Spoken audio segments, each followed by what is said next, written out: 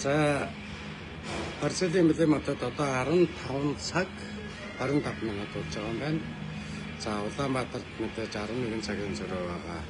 Шин дунд болж байгаа. Гэхдээ Улаанбаатараас гарснаас хойш нэг 40 орчим цаг огцоор болон терминал донд явсаар байгаа энд хүрэлцээрлээ.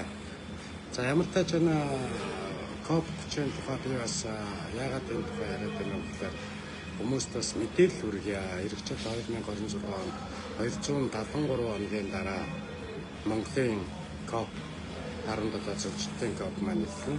Тэгэхээр үүнээс өмнө COP гэж юу байдаг тухай бас газар дээрээс нь зарим мэдээллүүдийг хүргэх нь иргэдэд бас монголчуудад бас хэрэгтэй юм уу гэж үзэж байгаа юм аа.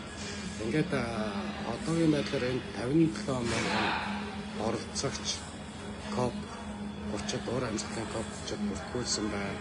За 45 улсын төрийн тэргүүн одоо ерөнхийдөө ерөнхий сайд нар ирж оролцоод гарсан байна. Мөн нэмээд аюу 100 илүү одоо сайд нар байгаль орчны сайд нар бол нэгэн хүрэлцээ ирж бас өөрсдийнхөө байр суурийг илэрхийлж тэгэхээр ингээд бэлтгэл хангагдж байна. Энэ хооронд өнөөдөр бас улс орнуудын одоо нэг хилцээр хийгч нар энэ COP 30-аар одоо хилцүүлэх асуудлуудаа хоорондоо ярилцах энэ хилцээрийн ажлууд бас эрчимтэй өрнөж байна.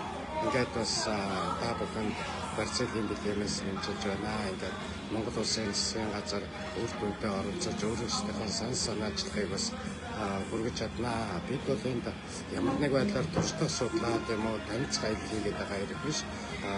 Уур амьсгалын өөрчлөлтөд нэгдэж орсон улс орныхоо өөрсдийнхөө үүргийг биелүүлж яваа гэдгийг бүгдээрээ ойлгох хэрэгтэй.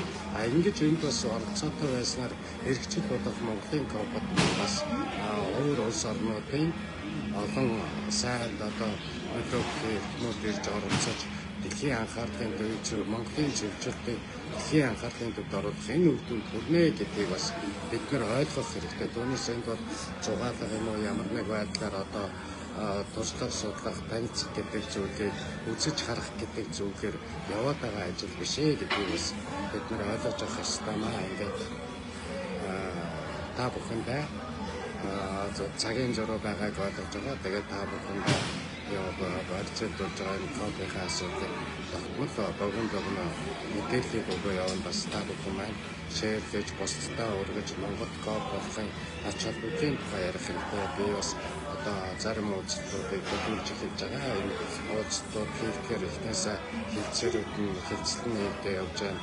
Япон хэдэн солонгосын байгаль орчны сайд нартай уулзаж бас Монголоос үүсдэг шар шуурга түүрэн хөгөө болгох тэр ажлыг одоо дөрвөн улсын хамтын санаачлах болгоё гэдэг энэ санаачлагыг гаргаж байгаа. Хэрвээ энэ санаачлах COP17 дээр хилцэгдэж олон улсын санаачлах болж дэмжигдэж чадвал манай зүйл алга болно гэдэгт бас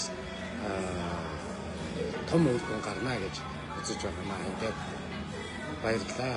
Одоо Монголын цагаар шин лавэсэн дагаж сууж ирсэн. Тэгээд та бүхэн сайн сайхан байна. Баярлалаа.